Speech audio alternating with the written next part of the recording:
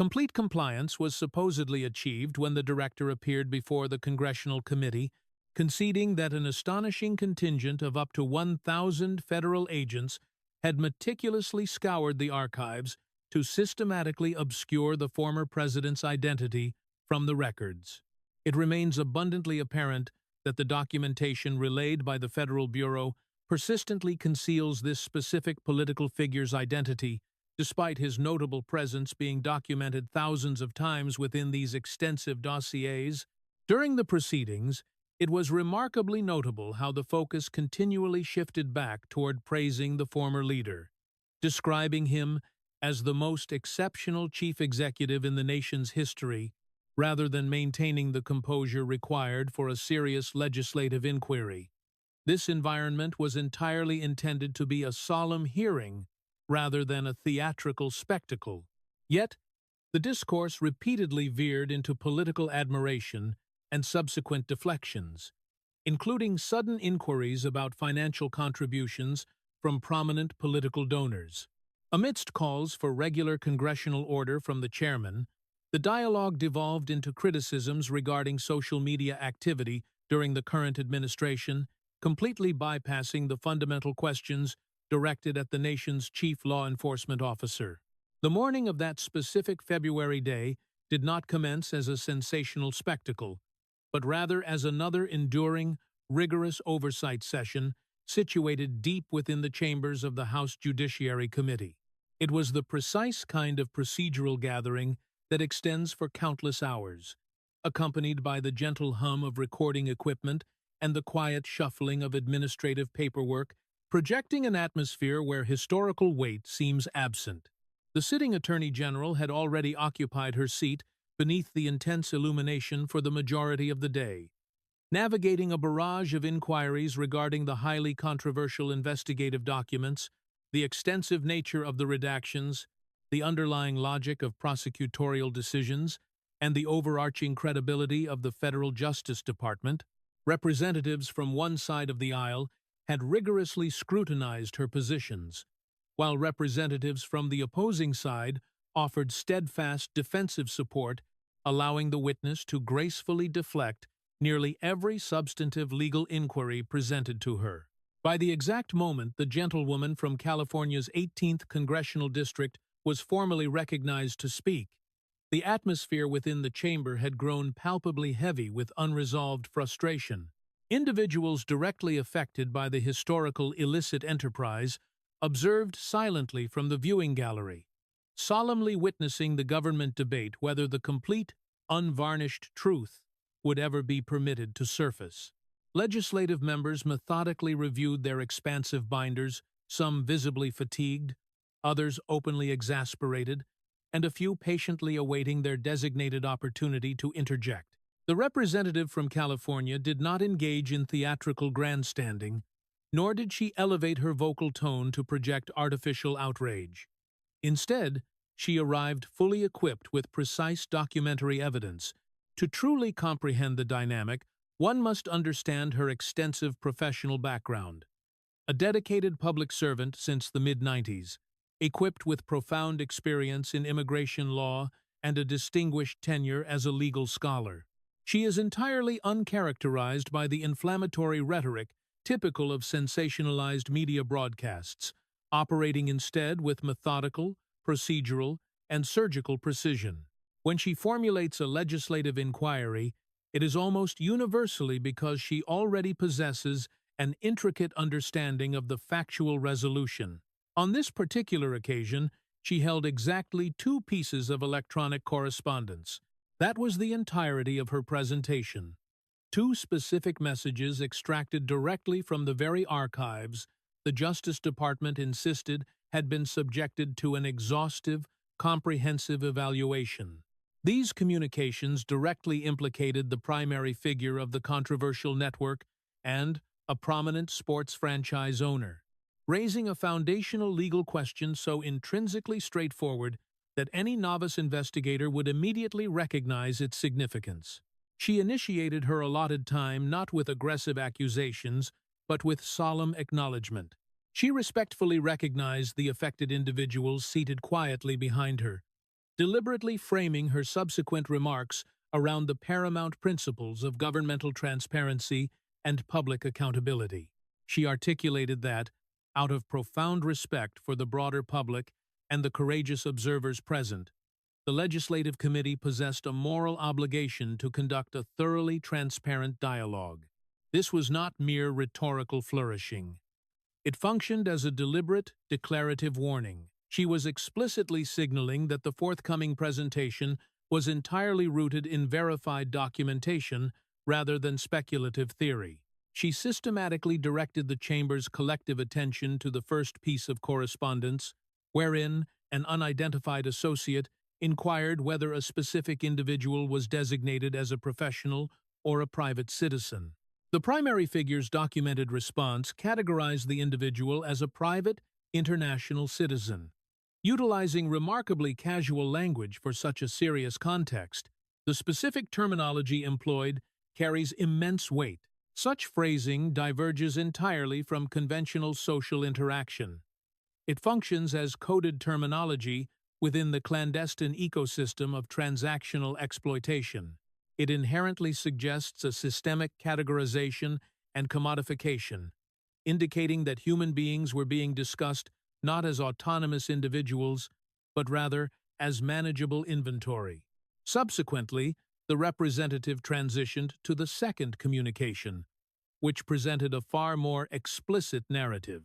This message involved discussions regarding a young international individual, explicitly noting underlying concerns regarding a significant disparity in age. The primary figure confidently asserted his ability to persuade the individual against returning to their home country, immediately following this assertion with a firm directive for his associate to initiate a voice call.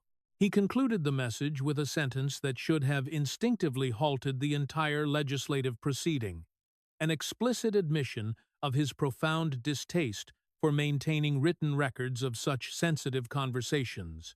This statement is entirely devoid of ambiguity. It is neither casual nor benign. It represents a calculated acknowledgement by an individual acutely aware that documented evidence poses a severe structural threat to his operations. It is the undeniable hallmark of someone actively attempting to transition highly compromising communications into an untraceable, off-the-record domain. The representative meticulously avoided levying direct criminal accusations against the prominent sports executive. She abstained from declaring ultimate guilt or demanding immediate prosecutorial indictments. Instead, she posed a singularly focused, surgically precise question. Did the substance of these communications constitute credible evidence, not definitive proof, but foundational credible evidence sufficient to warrant a deeper administrative inquiry into potential involvement with the broader unlawful conduct? A simple affirmation or denial was requested. That inquiry represented the absolute crux of her presentation. The structural discipline of her phrasing was paramount. She asked only if the documented content surpassed the necessary legal threshold to justify a preliminary investigation within any functional judicial framework. In standard legal practice, credible evidence does not equate to an immediate conviction. It necessitates due diligence, investigative follow-up, and procedural inquiry. The nation's chief law enforcement officer provided neither an affirmation nor a denial. Instead, she explicitly declined to participate in what she characterized as a restrictive binary exchange. She conveyed her intention to respond to the best of her overall ability, asserting a lack of specific familiarity with that exact correspondence, while strategically reminding the legislative body of the overwhelming volume of the archives, which spanned millions of pages. She offered broad, generalized assurances that any situation involving affected individuals would receive appropriate scrutiny. Yet she consistently evaded the foundational question presented to her. This exact intersection is precisely where congressional oversight either asserts its authority or completely falters. The legislative branch does not seek eloquent rhetoric. It demands factual clarity. Does the material within these documents represent credible evidence justifying further scrutiny? The witness actively chose a path of deliberate deflection and procedural delay, expanding her responses to strategically consume the representative's severely limited 5-minute questioning allocation. The representative attempted to reclaim the narrative, politely but firmly reminding the official of the strict time constraints. The official persisted, emphasizing that the documentation had already been released and that members were welcome to review the millions of partially redacted pages, heavily implying that the department's transparency obligations had already been thoroughly satisfied. The representative interrupted the prolonged response not with hostility, but with necessary firmness, reiterating the brevity of her remaining time. The official continued to speak until she announced that a mere 30 seconds remained, characterizing the representative's focused questioning as an intentional legislative delay tactic. The resulting exchange was undeniably tense, yet it remained remarkably clinical. One side, seeking a fundamental procedural determination regarding evidence, and the opposing side utilizing every available rhetorical mechanism to avoid providing one. Following this impasse, the representative transitioned to an even more highly scrutinized subject matter. She directly referenced prior statements made by the Bureau Director within that exact same room. The Director had previously testified that there existed no credible intelligence suggesting the primary figure had involved other individuals in his illicit network. However, the physical documents currently held by the representative forcefully suggested an entirely different reality. The archives revealed the primary figure actively discussing individuals with prominent associates, systematically categorizing people, expressing calculated concerns regarding age dynamics, and explicitly instructing that sensitive dialogues be removed from trackable written formats. This constitutes active coordination and material involvement that, at an absolute minimum, demands rigorous external scrutiny. The logical conclusion was stark. Either the director's previous testimony was fundamentally inaccurate, or the Justice Department had comprehensively failed to synthesize the explosive material residing within its own secure repositories. The representative solemnly reminded the gathered committee that mere months prior, the department had circulated an official memorandum declaring the completion of an exhaustive, comprehensive review of the archives, culminating in the definitive conclusion that no supplementary individuals would face legal consequences. The phrase, exhaustive review, carries profound institutional weight. It inherently implies total completeness, absolute finality, and a guarantee that no further actionable intelligence remains undiscovered. To pierce through this administrative abstraction, the representative detailed her own personal efforts to evaluate the documents directly at the department's headquarters. She highlighted a severe logistical bottleneck. Out of hundreds of legislative members, only a minuscule number of secure terminals were made available for review. The mathematical reality dictated that it would require an agonizingly long period for the entire legislative body to conduct any meaningful examination. She boldly categorized the department's grand claims of transparency as an operational illusion. Within just a few constrained hours of limited observation, she had personally identified internal documentation from prominent federal prosecutors, indicating the known existence of additional affected individuals and highly probable co-conspirators. The specific terminology of probable co-conspirators entirely contradicts the public narrative that no credible information linked the primary figure to external associates. Other legislative colleagues had similarly discovered references to likely accomplices whose identities had been meticulously obscured by redactions. The department confidently proclaimed an exhaustive review resulting in no further actions. Yet lawmakers, operating under severely restricted conditions, easily located evidence heavily suggesting the existence of additional perpetrators and undiscovered victims. This scenario represents far more than a minor administrative discrepancy. It constitutes a profound crisis of institutional credibility, unfolding live before an audience of individuals who had already endured years of agonizing delays in their pursuit of justice. The representatives specifically highlighted the recent transparency legislation, universally supported by the legislative branch and formally enacted by the executive, which legally mandated the total release of all materials, accepting only those details strictly necessary to protect victim identities or preserve active, ongoing investigations. According to the testimony provided to the committee, no such ongoing investigations existed, yet the pervasive redactions remained deeply entrenched, and meaningful access continued to be severely restricted. This brought forth another stunning revelation: the Bureau Director's admission that a massive task force comprising up to 1,000 federal agents had been specifically mobilized to meticulously erase the former president's name from the extensive files. Deploying 1,000 specialized agents for redaction purposes does not constitute routine administrative maintenance. It represents a colossal, coordinated institutional mobilization explicitly directed toward sanitizing a specific political identity. This massive undertaking stood in jarring, irreconcilable contrast to the department's unwavering assertions of maintaining absolute, objective neutrality throughout their exhaustive review process. The representative's ultimate conclusion was elegantly simple yet devastating.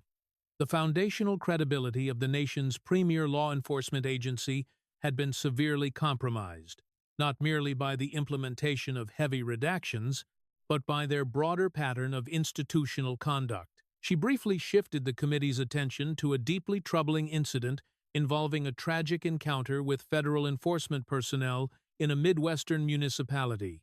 Local authorities had legally secured a judicial order to access the location to preserve vital evidence. Yet federal agents actively defied that lawful mandate. In a stark departure from established interagency protocols, the federal department actively refused to collaborate with regional law enforcement regarding the loss of American lives. The representative unequivocally condemned this uncooperative posture, yielding her remaining time. Precisely at that juncture, the Attorney General requested an opportunity to issue a response. However, she did not respond to the substantive correspondence, the glaring contradictions in prior testimony, the massive mobilization of agents for political redactions, or the tragic interagency conflict. Instead, she initiated her remarks with effusive praise for the former president, declaring him the most exceptional leader in American history, before abruptly launching a targeted personal attack against the representative. That specific pivot marked the exact moment the solemn oversight hearing transformed into an entirely different spectacle. The official did not commence her rebuttal by clarifying the nuanced legal thresholds necessary to initiate a preliminary investigation. She offered no explanation as to why the specific electronic messages failed to satisfy even the most minimal standards of actionable evidence. She did not dispute the exact phrasing utilized within the communications, nor did she challenge their underlying authenticity. Instead, she instantly retreated into the realm of profound political loyalty. She expressed deep fascination with the representative's continuous focus on the former president, reiterating her belief in his unmatched historical greatness. This was her chosen introductory framework, not the application of the law, the evaluation of evidence, or the protection of vulnerable individuals, but rather the defense of a political figurehead. Introducing such rhetoric into a procedural hearing specifically designed to investigate illicit networks, massive document redactions, and the fundamental thresholds of credible evidence immediately altered the entire atmospheric composition of the room. It served as a clear broadcast that the dialogue had officially abandoned the structured parameters of legal oversight and entered the volatile arena of partisan conflict. The official escalated the confrontation by accusing the representative of accepting financial contributions from specific political donors, heavily implying partisan motivations and underlying hypocrisy. She even referenced the representative's social media behaviors during the preceding administration. Absolutely none of these personal assertions addressed the substantive content of the correspondence. None of them provided the simple, requested determination regarding the foundational legal threshold meticulously established by the representative. It was an exercise in pure, unadulterated deflection, characterized by deeply personal and highly partisan maneuvering. The representative promptly attempted to establish a formal point of order, stating with absolute clarity that the witness had entirely failed to address the substantive inquiry and had instead resorted to inappropriate personal disparagement. Despite facing immediate resistance from the committee's presiding officer, the representative made her final analytical assessment unmistakable. She declared it deeply disheartening that the highest law enforcement officer in the nation proved entirely incapable of addressing a straightforward legal question, choosing instead to engage in ad hominem attacks. That specific characterization hung heavily in the silent air of the chamber. This encounter was not a chaotic, unstructured shouting match. It was the methodical, procedural unraveling of institutional accountability. One duly elected official presented verified documentary evidence while simply requesting a fundamental legal determination. The highest-ranking law enforcement official in the country deliberately declined to provide that basic determination, offering instead a combination of political adulation and personal accusations. The profound contrast between those two approaches became the defining narrative of the entire proceeding. Analyzing the exchange with careful deliberation reveals that the representative never demanded an immediate criminal indictment. She never asserted definitive legal liability. She exclusively inquired whether the textual content of the provided communications constituted credible evidence sufficient to warrant a deeper look. This represents the absolute baseline of prosecutorial responsibility. When federal authorities receive verified communications detailing strategic international movements, specific concerns regarding age parameters, and explicit instructions to deliberately avoid creating written records, the standard, acceptable response is never silence. It is immediate, rigorous inquiry. The concept of credible evidence does not require the absolute certainty necessary to secure a formal conviction. It simply requires enough factual substance to logically justify a more thorough investigation. The correspondence contained highly specific discussions about a young international individual, documented anxieties regarding age differences, and a clear, operational directive to transition the conversation into an untraceable format. In literally any other investigative context, these specific elements would instantly trigger a comprehensive preliminary review. The official's claim of being unfamiliar with the specific documents, accompanied by her reference to the overwhelming volume of millions of pages, is a classic rhetorical tactic designed to induce a sense of analytical paralysis. It is intended to heavily imply that no single individual could reasonably be expected to possess knowledge of every granular detail. However, this defense completely collapses when placed alongside the department's own official memorandum, proudly declaring the successful completion of an exhaustive review. The term exhaustive intrinsically means comprehensive, thorough, and totally complete. If the evaluative process was genuinely exhaustive, the leadership should never be entirely unfamiliar with highly visible communications involving globally recognized billionaires directly connected to the primary subject of the investigation. If such unfamiliarity is genuine, it logically dictates that the review was either fundamentally flawed or deliberately engineered to ignore precisely what any reasonable, objective observer would immediately flag for further scrutiny. Both potential realities severely undermine the foundational trust placed in the institution. The preceding testimony provided by the Bureau Director severely compounded this growing institutional crisis. His absolute, categorical statement to the legislative body that absolutely no credible intelligence indicated the primary figure had involved external associates left no room for nuanced interpretation. It was a definitive, unyielding assertion. Yet, The communications presented by the representative showcased the primary subject directly engaging with another prominent individual, discussing vulnerable people using highly transactional terminology, expressing specific legal anxieties, and maneuvering to eliminate paper trails. That undeniable documentation constitutes actionable intelligence. Whether or not it ultimately results in formal criminal charges is an entirely separate legal matter. But to publicly declare that absolutely zero credible information exists is to actively erase the documented reality of those interactions. This dynamic transcends traditional political affiliations. It strikes at the very core of institutional consistency and public trust.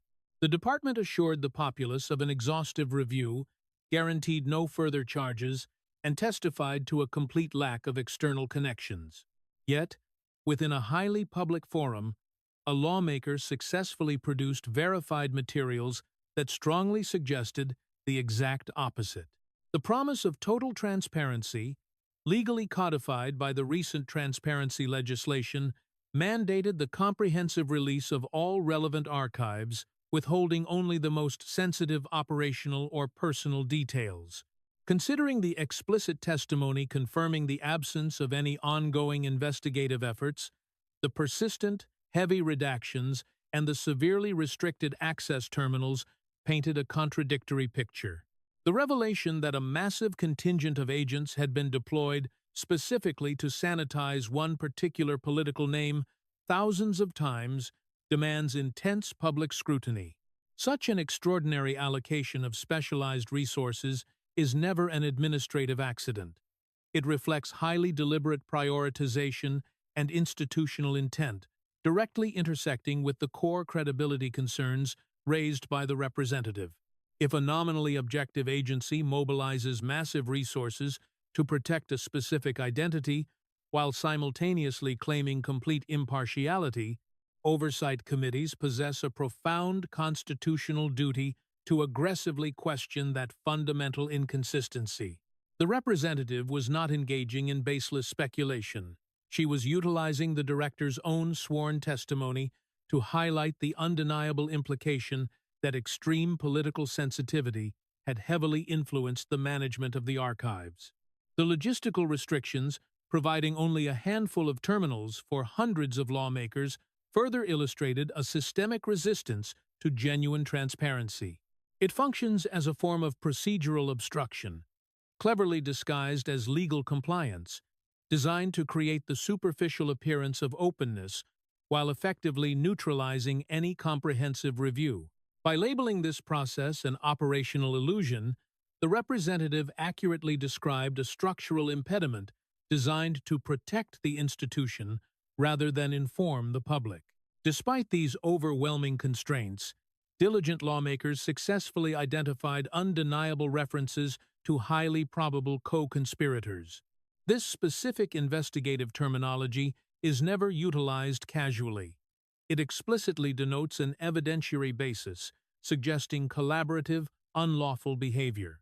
The confirmed existence of these references within the files makes the department's steadfast assertion regarding the absence of additional culpable individuals incredibly difficult to logically defend.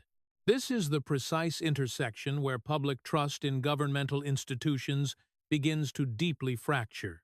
Legislative oversight exists specifically to rigorously test and verify the sweeping assertions made by executive agencies. When sworn testimony fundamentally conflicts with internal documentary evidence, the legislative branch is constitutionally obligated to apply maximum pressure. The representative executed this duty flawlessly. She presented the physical evidence and respectfully requested a foundational legal determination, which she was ultimately denied. The official's strategic decision to aggressively pivot toward personal, partisan attacks signifies a deeply entrenched defensive posture. Rather than utilizing solid legal reasoning to reinforce her department's analytical conclusions, she chose to artificially reframe the entire rigorous exchange as a manifestation of unfair partisan hostility directed toward the former president. This calculated reframing serves a highly strategic purpose. It deliberately attempts to shift the public audience's focus away from objectively evaluating the evidence and toward subjectively analyzing underlying political motives. However, political motives can never erase the physical ink on a document. Financial contributions cannot retroactively alter the disturbing content of an electronic message. Remaining silent on social media platforms during a previous administrative term does not change the chilling reality of the phrase regarding the distaste for written records. That specific sentence remains an independent, objective fact. It requires absolutely no partisan interpretation. It simply requires immense institutional seriousness and dedicated investigative follow-up. The affected individuals observing the proceedings from the gallery were not interested in witnessing a trivial political skirmish. They were waiting to see if their government was capable of applying a consistent, unwavering standard of justice.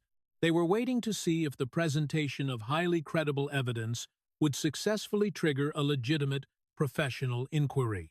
They were waiting to see if the powerful agency formally tasked with enforcing federal law would prioritize ultimate accountability over political allegiance. When the official affirmatively chose to deliver praise for a political figure and question a lawmaker's campaign finances, rather than simply answer a fundamental legal question, she made a highly deliberate choice directly into the public record. She made this decision with the full knowledge that the cameras were broadcasting to the nation, following hours of intense scrutiny regarding redaction protocols and prosecutorial logic. It was a calculated maneuver demonstrating that, at the highest levels of institutional leadership, political framing had completely superseded precise legal analysis. The core issue does not revolve around pronouncing immediate guilt upon the prominent sports executive. It centers entirely on whether the foundational legal threshold necessary to initiate an investigation was adequately satisfied. It raises the uncomfortable question of whether the Justice Department applies the exact same rigorous standards to globally connected billionaires as it does to everyday citizens. It forces the public to question whether the phrase exhaustive review retains any actual meaning. The representative asked one incredibly focused question regarding credible evidence, and the official's explicit refusal to provide a clear answer now resides permanently within the historical congressional record. The profound consequences of that specific refusal will echo far beyond the confines of a single afternoon hearing. The true weight of this moment stems from the structural collapse of basic accountability. The entire framework of legislative oversight relies upon a very simple, predictable exchange. The legislative branch presents evidence, and the executive branch responds with factual clarity. When that essential structure entirely deteriorates, the foundational pillars of public accountability are severely weakened, a reality that was broadcast to the entire nation on that February afternoon. Returning focus to the actual communications is essential. The primary figure, categorizing individuals using transactional terminology, acknowledging severe age-related anxieties, confirming his intent to manipulate travel arrangements, and explicitly demanding secure voice communications to avoid documented paper trails. These are not isolated, fragmented quotes maliciously ripped from their proper context. They are complete, coherent thoughts that powerfully reveal underlying operational intent. The specific language utilized strips individuals of their fundamental humanity, reducing them to mere logistical classifications for illicit purposes. The documented anxiety regarding age parameters strongly signals a clear consciousness of extreme legal and moral jeopardy. The urgent instruction to transition to untraceable communication methods serves as undeniable proof of an active desire to conceal activities. These details form a compelling, undeniable pattern of highly suspicious behavior that cannot be simply ignored by any competent investigative body. When placed directly alongside the director's uncompromising assertion regarding the total absence of credible intelligence linking the primary figure to outside associates, a massive institutional contradiction becomes impossible to ignore. The presented communications represent undeniable evidence of external coordination regarding vulnerable individuals. Categorizing this as anything less than credible intelligence fundamentally stretches the boundaries of logical plausibility. The oversight process is not designed to engage in wild, baseless speculation. It is designed to meticulously reconcile official public statements with the hidden documentary reality. The representative never accused the agency of fabricating records, nor did she accuse the director of intentional, malicious perjury. She simply placed the glaring contradictions squarely on the committee table and allowed the undeniable facts to speak for themselves. The logical conclusion remains unavoidable. Either the internal review process comprehensively failed to analyze these crucial communications, or the agency's subsequent public statements dramatically overstated their level of investigative certainty. When the department initially circulated its memorandum declaring the absolute finality of their exhaustive review, it was actively attempting to communicate a sense of permanent closure. In a historically significant case of this immense magnitude, the concept of closure carries an extraordinary emotional and legal weight. It is meant to signal to the countless victims that the investigative pursuit has reached its ultimate, final destination. However, true closure can only be built upon a foundation of absolute public confidence. When lawmakers, despite facing severe access constraints, successfully uncover internal references to probable co-conspirators, that foundation completely crumbles. The specific designation of probable co-conspirators is highly specialized investigative terminology. It serves as an official acknowledgement that the active case files contain substantial evidence pointing toward collaborative, unlawful enterprises. This acknowledgement alone entirely shatters the department's carefully curated narrative of absolute finality. The transparency legislation was specifically engineered to eliminate this exact type of lingering public doubt, mandating the unfettered release of documents unless absolutely necessary to protect victims or active cases. Yet, the persistence of massive redactions and the absurdly restricted access terminals transformed this legal mandate into an exercise in purely symbolic compliance. Providing a mere 4 viewing stations for hundreds of federal lawmakers is not a demonstration of genuine transparency. It is a meticulously crafted bottleneck designed to limit comprehensive review while maintaining the artificial appearance of complete openness. The representative's characterization of this process as an operational illusion perfectly captured the deeply frustrating reality of the situation. The extraordinary revelation regarding the deployment of 1,000 agents to sanitize one particular political name adds an incredibly complex layer of concern. Such a massive mobilization requires immense resources and singular focus, demonstrating that certain political references received extraordinary, unparalleled institutional protection. While standard redactions are necessary for victim safety, a targeted political erasure of this unprecedented scale naturally compels oversight committees to aggressively question the consistency and impartiality of the entire review mechanism. The official entirely failed to address these profound consistency concerns. She offered absolutely no logistical or legal explanation as to why 1,000 agents were required for that specific task.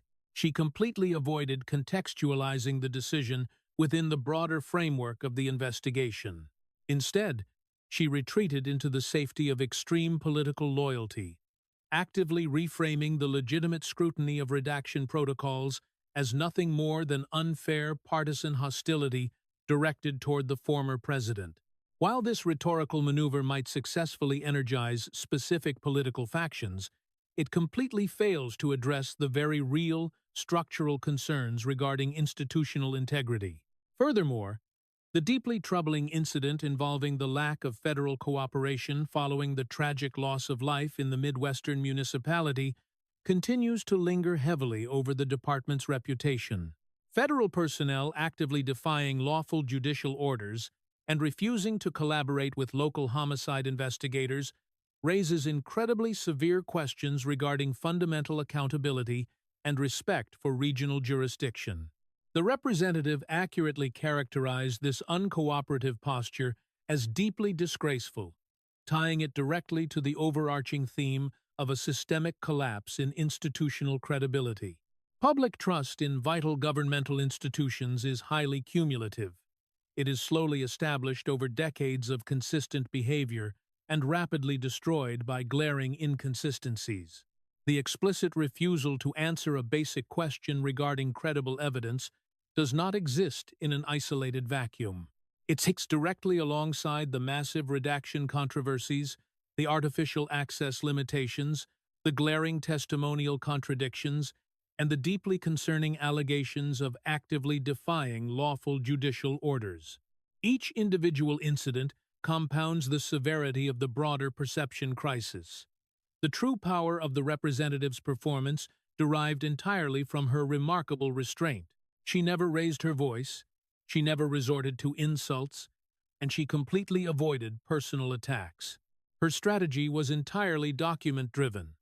Present the verified evidence, ask the fundamental legal question, highlight the prior contradictions, and clearly describe the structural obstructions. This incredibly methodical, disciplined approach made the official's ultimate refusal to answer exponentially more conspicuous and damaging. Had the representative delivered a fiery, partisan speech, the official's deflection might have easily blended into the standard background noise of political theater.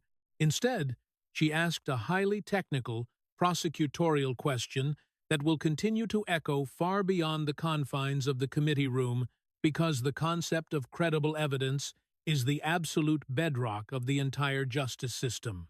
If the presented evidence genuinely failed to meet the necessary legal threshold, the department should possess the analytical capability to clearly articulate exactly why. Conversely, if the threshold was indeed met, the institution must possess the integrity to formally acknowledge that further investigative review is legally required. Deflection only serves to amplify public suspicion. The courageous affected individuals observing the proceedings have already suffered through a judicial system that catastrophically failed them in the past. When the highest levels of government promise total transparency and exhaustive reviews, they are morally and legally obligated to deliver absolute clarity. Anything less than total clarity immediately invites devastating comparisons to historical institutional failures. The sitting Attorney General occupied a deeply pivotal role during that specific exchange. She acts as the ultimate representative of the department's overarching credibility. Her deliberate refusal to answer did not magically erase the electronic correspondence, nor did it alter the permanent documentary record. It merely injected a massive dose of institutional doubt regarding how that specific record is internally evaluated. While legislative oversight hearings are frequently dismissed by cynics as mere political theater, there are rare moments when the theater successfully exposes profound, substantive truths. In this specific instance, the profound truth was revealed through a brilliantly simple question that received a glaring, highly conspicuous non-answer. This non-answer is now permanently enshrined within the official historical transcript. It will undoubtedly be heavily cited, meticulously analyzed, and repeatedly revisited by legal scholars and historians alike. The representative brilliantly exposed a massive, irreconcilable fracture between verified documentary evidence and sweeping executive assertions, between grand claims of exhaustive completion and the deeply concerning discovery of probable co-conspirators, and between the beautiful promises of public transparency and the ugly reality of restricted access. This massive institutional fracture simply cannot be repaired by offering effusive praise for a political leader or launching desperate accusations regarding campaign finance. Ultimately, this entire confrontation centered on the fundamental question of whether the Justice Department possesses the institutional courage to apply the exact same rigorous investigative scrutiny to incredibly powerful individuals that it routinely applies to average citizens. It centered on whether foundational legal concepts like exhaustive and credible still retain their objective dictionary definitions within the halls of power. The American public does not require a guaranteed criminal conviction to legitimately demand a thorough inquiry. They simply require the absolute confidence that inquiries are not being selectively bypassed to protect the powerful. When the highest-ranking law enforcement official in the nation publicly hesitates to confirm whether documented discussions of illicit activities warrant further investigation, the public registers that hesitation as a profound systemic failure. Hesitation at the absolute pinnacle of the Justice Department signals deep uncertainty, where there should be unwavering precision, and extreme caution, where there should be absolute confidence. In a case deeply scarred by years of horrific abuse and institutional blindness, such hesitation deeply unsettles the foundation of public trust. The controversies surrounding these specific archives are not abstract theoretical debates. They represent highly documented instances of horrific exploitation that destroyed countless lives.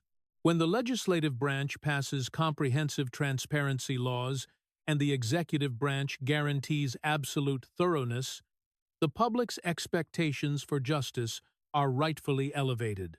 The representative intimately understood this dynamic, which is precisely why she executed her questioning with such unparalleled discipline.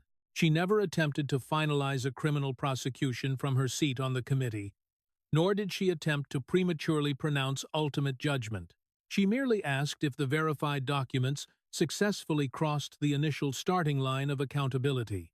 The official's deliberate refusal to acknowledge that starting line is a matter of profound historical importance. It intentionally places the department's deeply compromised credibility firmly at the center of the ongoing narrative, aggressively reinforcing the incredibly damaging public perception that extreme proximity to wealth and power effectively insulates individuals from rigorous investigative clarity. It is deeply concerning because the public has been subjected to very similar hollow assurances in the past. When an agency confidently declares that absolutely no further individuals will face consequences, it is attempting to permanently close a highly controversial door. However, when dedicated lawmakers subsequently utilize the agency's own restricted files to reveal glaring contradictions and undiscovered accomplices, that door is violently forced back open, and the official's subsequent refusal to answer basic questions only serves to highlight the initial deception. The underlying facts remain entirely unchanged and permanently etched into the public consciousness. The documented discussions regarding the categorization of vulnerable individuals, the explicit acknowledgement of age-related dangers, the calculated manipulation of international travel, and the urgent directives to eliminate written communication trails all remain irrefutable realities. In the complex realm of criminal jurisprudence, an active, conscious attempt to conceal communication is frequently utilized by investigators to infer an underlying consciousness of guilt. While moving a sensitive conversation to an untraceable format does not legally guarantee that a crime occurred, it is incredibly highly relevant, serving as the exact type of suspicious behavioral indicator that absolutely justifies a comprehensive, deep-dive investigation. This is the exact reason why the representative's inquiry was so devastatingly effective. If credible evidence genuinely exists, a thorough investigation must logically follow. The official chose to provide neither legal clarity nor procedural explanation, opting instead to artificially transform the moment into a bitter theater of partisan warfare. While such tactics may successfully energize specific political bases in the short term, they utterly fail to resolve the deep, underlying institutional crisis. The director's prior, uncompromising testimony regarding the complete lack of credible connections, combined with his stunning admission regarding the massive deployment of agents to protect a single political identity, now sit permanently alongside this disastrous exchange. These statements no longer exist in a vacuum. They form a deeply interconnected, highly concerning pattern of institutional behavior that the public is actively scrutinizing. The glaring disparity between the promise of transparency and the reality of 4 viewing terminals perfectly embodies the concept of malicious compliance, adhering to the absolute strictest letter of the law while actively subverting its intended spirit. The lingering questions surrounding the tragic events in the Midwest further compound this massive credibility deficit, painting a disturbing portrait of an agency increasingly detached from its foundational obligations of cooperation and accountability. Institutional trust is an incredibly fragile commodity. It is reinforced when public officials demonstrate the courage to directly answer difficult, uncomfortable questions, and it is rapidly destroyed when those same officials attempt to reframe legitimate oversight as partisan persecution. The official possessed a golden opportunity to publicly reinforce the integrity of her department's internal processes. She could have simply articulated the specific legal analysis that led to their ultimate conclusions. Instead, the nation watched as she prioritized political loyalty over legal explanation, permanently altering the trajectory of the hearing. For the victims who have already endured unfathomable institutional betrayal, this deliberate redirection was not merely disappointing, it was a profound confirmation of their deepest fears regarding the systemic inequities of the justice system. The representative's final blunt characterization of the exchange as pathetic transcended mere diplomatic frustration. It accurately summarized the catastrophic collapse of a fundamental democratic expectation. The American public rightfully expects impartial, fearless enforcement of the law, especially when confronted with evidence linking the extraordinarily powerful to horrific, systemic crimes. The permanent refusal to provide a clear answer ensures that this specific chapter of oversight will not easily fade into history. It stands as a glaring monument to the exact moment where the vital pursuit of transparency collided forcefully with the immovable wall of institutional deflection.